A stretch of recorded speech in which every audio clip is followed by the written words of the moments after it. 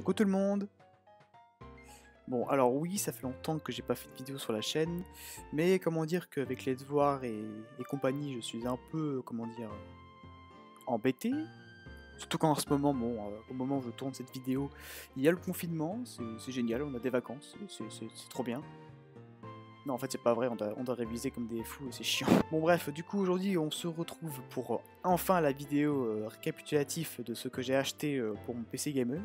Alors, oui, je devais faire la vidéo le lendemain, mais comment dire que alors, déjà, je profitais surtout de mon PC, du coup, pour tout ce qui est vidéo, je voulais pas trop en faire.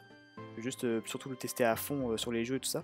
Et aussi parce que, en même temps, j'avais la flemme. Alors, en premier lieu, nous allons parler de mon processeur. Alors mon processeur est un Intel Core i5 8600K, cadencé à 3,6 GHz, il est overclockable, socket LGA 1151, 9 émo de cache et gravure 14 nanomètres, pour un total de 230€. C'est le prix que j'ai acheté. Après maintenant aujourd'hui je sais pas combien il coûte, parce que maintenant il y a les 9600K maintenant, et encore maintenant il y a les F. Les F veut dire qu'il n'y a pas de processeur graphique intégré au processeur, du coup ceux qui n'ont pas de F ont un processeur graphique intégré dans leur processeur, ou autrement, si c'est un F, c'est qu'il n'est pas intégré, donc il faudra absolument acheter une carte graphique. Et moi quand je l'avais acheté, ce processeur-là, il y a un ou deux ans, là, la spécification K n'existait pas encore. Bon alors, au niveau de la carte mère, j'ai acheté une Gigabyte Z370 D3. Le chipset est compatible Intel de 8ème génération et 9ème génération. Mais pour la 9ème génération, il faudra impérativement mettre à jour le BIOS. Moi pour ma part, j'ai pas besoin de mettre à jour le BIOS vu que moi c'est un processeur de 8ème génération. Et bien sûr, il est compatible au socket 1151, qui correspond généralement à la série des 8000. Après, ça veut rien dire parce que le chipset, le socket, ça doit être du 1151. Après, si le chipset n'est pas compatible, ça sert à rien. Je l'ai payé 100€. Bon, comment dire que je me suis fait couiller parce que quand j'ai commencé à préparer ma config quelques mois avant que je monte mon PC, comment dire qu'il était toujours à 90, 90, 85€ à peu près. Et comment dire qu'au moment où j'ai commencé à acheter mes composants, parce que j'avais les sous tout simplement, il a monté de 10€. Donc voilà, tant pis. Alors pour le venti-rad, venti-rad assez classique de chez Be Quiet, le Pure Rock. C'est un venti-rad compatible pratiquement tous les processeurs qui existent au monde. Je peux pas vous faire de dessin, mais peut-être qu'au montage je mettrai les sockets compatibles dessus. Bon, il est compatible AMD aussi, faut savoir. Et puis voilà.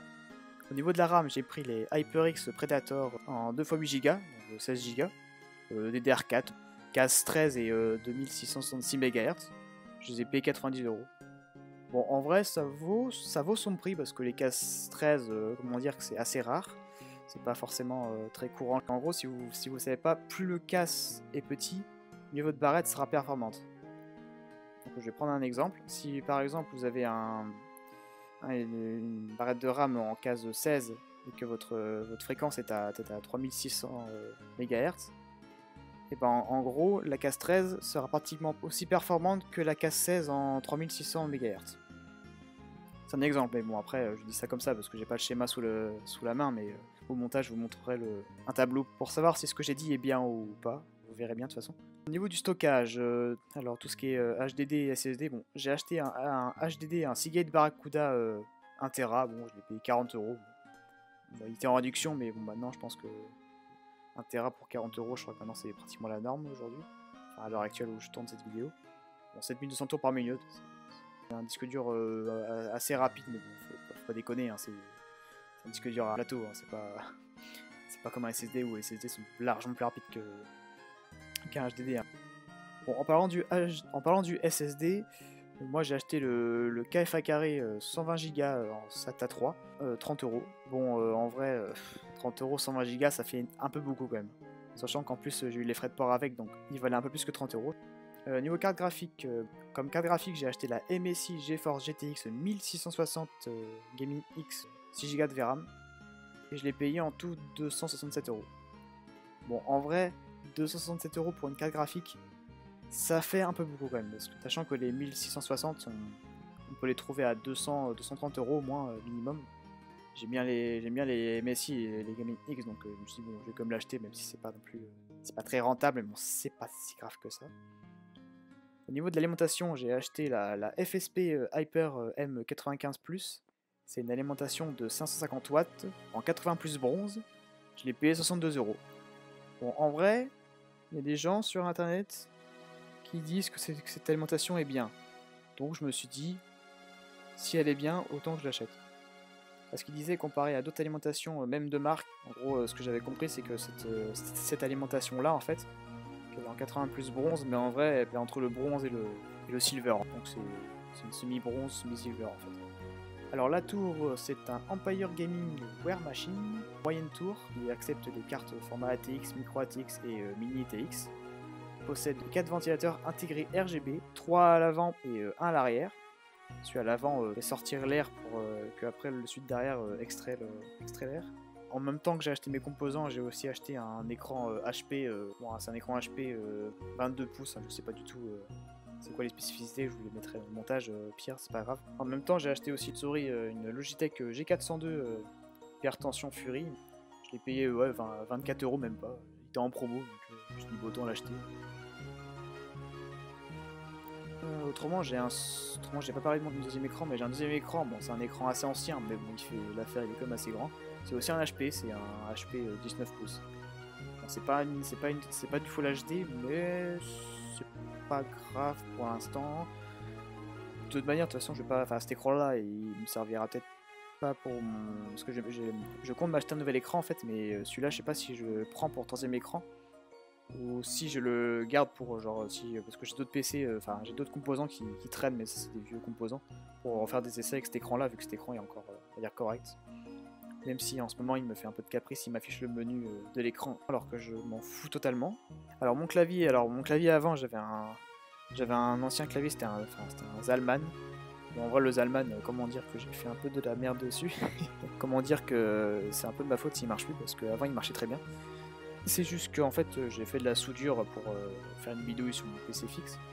Et comment dire que j'ai malencontreusement laissé le fer à souder sur le clavier. Du coup, bah, le clavier il a un petit peu fondu. Donc, comment dire qu'il y a les touches du haut, bah, tout ce qui est touche F1, tout ça, et 1, 2, 3 et AZE, là, bah, comment dire qu'il marche plus. Comment dire que je pense qu'à l'intérieur, les membranes ont dû fondre, je pense. Du coup, bah, ça fait plus contact. Pour des pannes, j'ai pris un autre clavier que j'avais. Bon, c'est un vieux clavier, bon, c'est un clavier vraiment à 10 €, hein, vraiment un truc tout pété pour les jeux, hein, parce que franchement, un clavier comme ça, pour jouer, c'est impossible. Parce que déjà, tu peux pas toucher, tu peux pas appuyer sur plusieurs touches en même temps, tu peux appuyer que sur 3 ou 4 maximum. Après, sur le clavier que j'ai actuellement, lui, tu peux toucher pratiquement toutes les touches, ça va rien changer pour lui, quoi.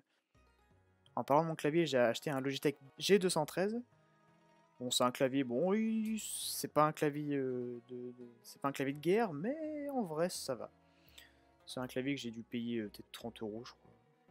Après, tout ce qui est périphérique Logitech, j'ai pas payé très cher. Enfin, en ce moment, je sais pas si aujourd'hui c'est encore d'actualité, mais je sais pas si c'est encore d'actualité aujourd'hui, mais les produits Logitech sont toujours en réduction. Je sais pas pourquoi. Enfin, surtout les anciennes générations. La souris que j'ai, c'est pas une souris très récente, hein, elle date de 2014 quand même. Et on est en 2020. Voilà. Mon clavier, il est un peu plus récent celui-là. Je sais pas quelle année il a celui-là, mais il est un peu plus récent.